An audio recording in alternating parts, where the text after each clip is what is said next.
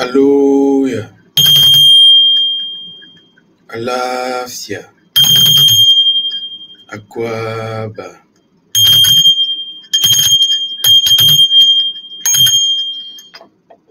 Otepamon, chère conscience, bienvenue dans cette nouvelle pyramide, pyramide de la connaissance, de la vérité, de la lumière ancestrale, que je suis très heureux de vous retrouver pour cette nouvelle pyramide. Je suis, pour ceux qui ne le savent pas, Désert Kafara, Mesout Ntiptan et Thierriquette, arcaniste expert en sciences du rayonnement de la conscience, mais aussi et surtout initié en spiritualité authentique africaine, Kamit. Je précise, authentique africaine, Kamit.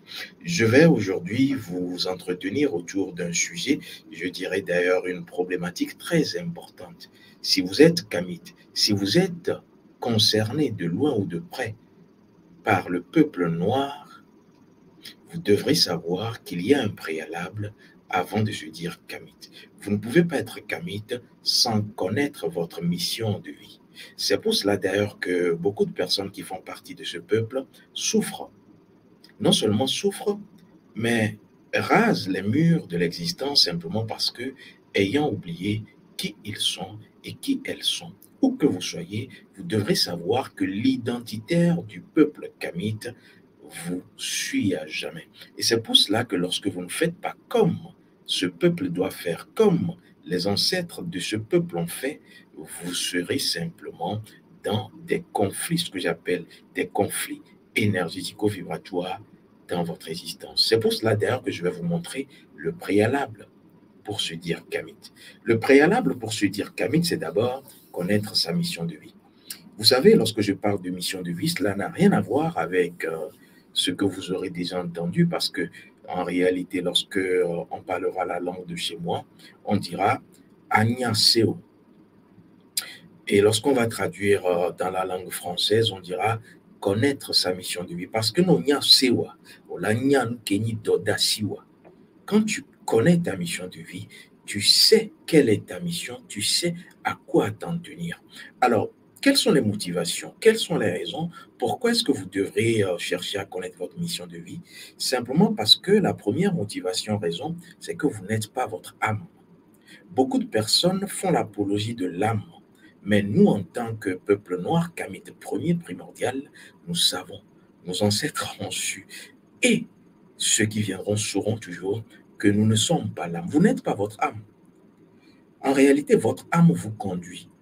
Votre âme est comme ce chauffeur qui vous conduit, vous, le propriétaire du véhicule. Et donc, votre âme vous appartient, mais vous n'êtes pas votre âme. Comme votre véhicule vous appartient, mais vous n'êtes pas votre véhicule. Vous êtes plus que votre véhicule. Et donc, vous êtes ce qui est dans l'âme et qui est éternel. Vous êtes éternel.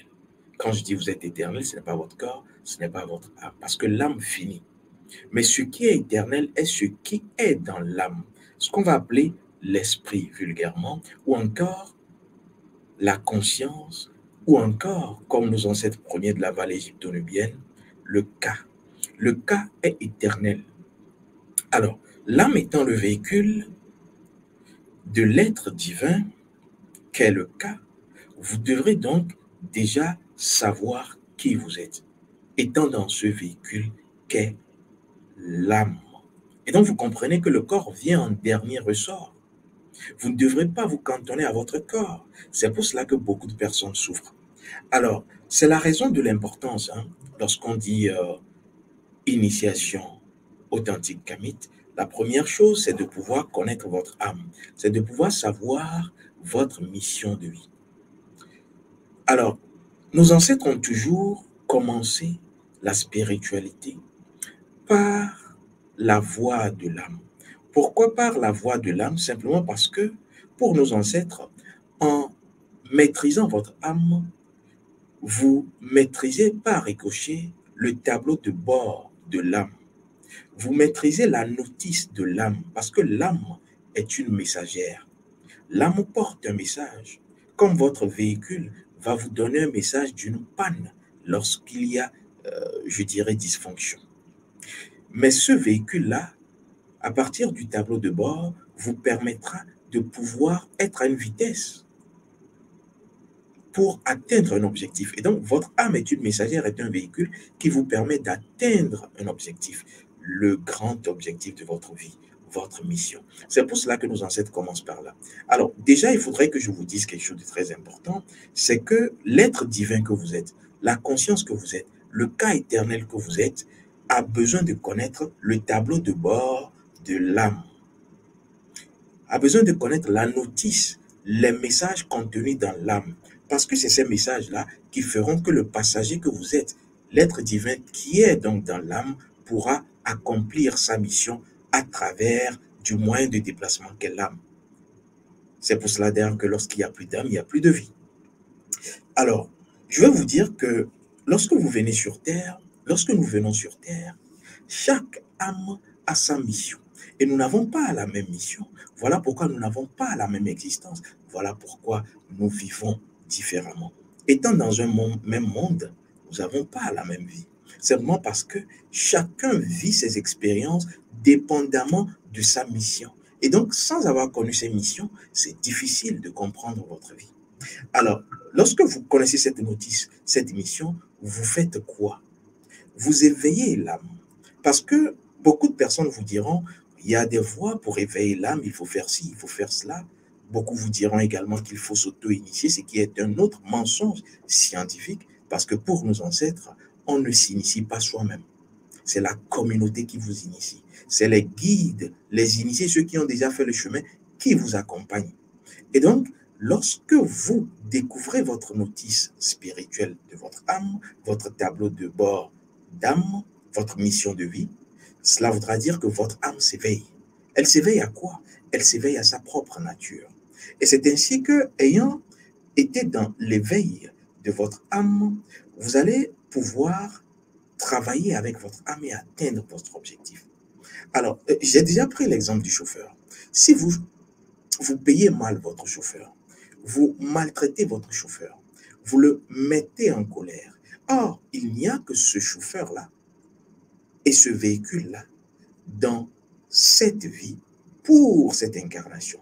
Qu'est-ce que vous êtes en train de faire? Mais c'est clair, vous êtes en train de travailler contre votre âme. Comme le chauffeur également maltraité va mal conduire ce véhicule et c'est vous qui allez justement payer les pots cassés. C'est pour cela d'ailleurs que pour nos ancêtres, il est hors de question de négliger son âme. Il faut chercher, rechercher, retrouver et découvrir sa mission. Et dans sa mission se retrouvent les informations, la notice de l'âme. Alors, lorsque vous l'avez fait, vous allez donc travailler avec votre âme. Parce que beaucoup aujourd'hui travaillent contre leurs âmes. Et c'est dangereux. Beaucoup travaillent contre leurs âmes, c'est-à-dire prennent des décisions, agissent dans la vie, ont des habitudes, des comportements, des pensées, des paroles et des actes qui sont contraires à la mission qu'ils ou elles sont venus accomplir, mais pis encore, leurs pensées, leurs paroles et leurs actes sont en contradiction flagrante avec le cahier de charge de leur âme. Cela va créer ce que j'appelle l'auto-malédiction. Alors, il y a également une autre chose très importante, c'est que vous devrez savoir que lorsque vous ne connaissez pas votre mission de vie, vous travaillez non seulement contre votre âme, mais vous travaillez également contre vos ancêtres. Parce que si vous avez fait le choix d'une famille, c'est que la famille vous a choisi. Et c'est pour cela que vos ancêtres vous donnent des talents, des génies qui en réalité font partie de la qualité intrinsèque de la famille, ce que j'appelle le patrimoine générationnel familial. Et donc, c'est de votre devoir de savoir dans telle famille, quels sont les pouvoirs que telle lignée ou telle lignée m'a donné, m'a accordé. Parce que tout le monde en a. C'est ce que nous appelons d'ailleurs à notre école le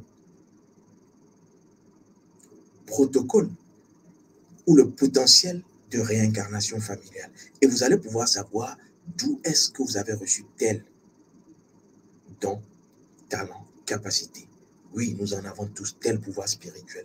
Est-ce que vous êtes une âme étrangère à la famille ou vous êtes réincarné dans la famille? Alors, lorsque vous ne connaissez ni justement cela, c'est-à-dire le potentiel de réincarnation familiale, vous n'avez rien reçu je dirais, de façon pratique du côté ancestral, vous méconnaissez le tableau de bord de votre âme, il y a quelque chose d'évident qui va se passer. Les conséquences, c'est que vous aurez toujours des problèmes desquels vous n'allez pas sortir. Vous allez toujours laisser des plumes. Alors, plusieurs conséquences, c'est donc les problèmes de tous ordres. Vous travaillez contre votre âme, vous travaillez contre vos ancêtres, et c'est difficile. Et donc, vous créez ce que j'appelle l'automalédiction. Vous créez l'automalédiction et au lieu de travailler en concert avec vos ancêtres, de travailler avec votre âme, de maîtriser le code spirituel ancestral de votre famille, vous allez être contre vos ancêtres. Mais vous ne savez pas. Et beaucoup aujourd'hui, lorsque je reçois des personnes en consultation, ne savent pas qu'elles travaillent, qu'elles ont toujours travaillé, qu'elles n'ont pas les informations et ont toujours travaillé contre leurs ancêtres, contre leurs âmes. Et donc, l'information est capitale. Nous sommes à l'ère du savoir, du partage ancestral. L'information va vous sauver la vie, mais pas n'importe laquelle, c'est l'authentique. Alors, je vais vous dire que lorsque vous connaissez votre mission de vie, c'est d'ailleurs le préalable à notre école lorsque vous arrivez, vous allez éviter premièrement l'auto-envoûtement, les auto-envoûtements de tous ordres.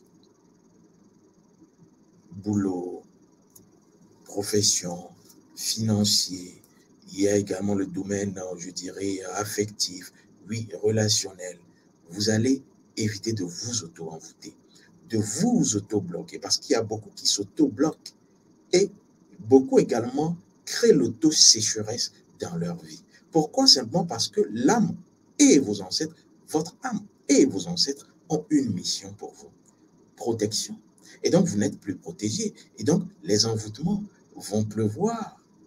Les ensorcellements vont pleuvoir. Alors, il y a le deuxième point, c'est l'assistance. Lorsque vous n'êtes pas assisté, vous aurez des blocages. Votre âme doit pouvoir vous aider dans votre mission. Vos ancêtres doivent vous aider. Et donc, quand ce n'est pas le cas, il y a des blocages que vous-même vous avez créés sans le savoir. Et aussi, le dernier palier, c'est quoi? C'est les opportunités. L'âme, votre âme, comme vos ancêtres, doivent vous favoriser des opportunités, doivent vous mettre là où les portes doivent s'ouvrir. Et donc, financièrement, vous ne devez pas chômer. Dans votre vie, cela doit être fluide.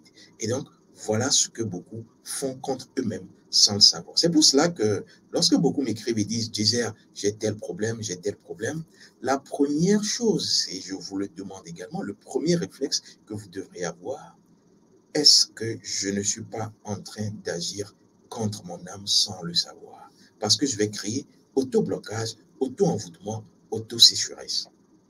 Est-ce que je maîtrise toutes les informations spirituelles de mes ancêtres, notamment le code du sang de ma famille, le Hassaman?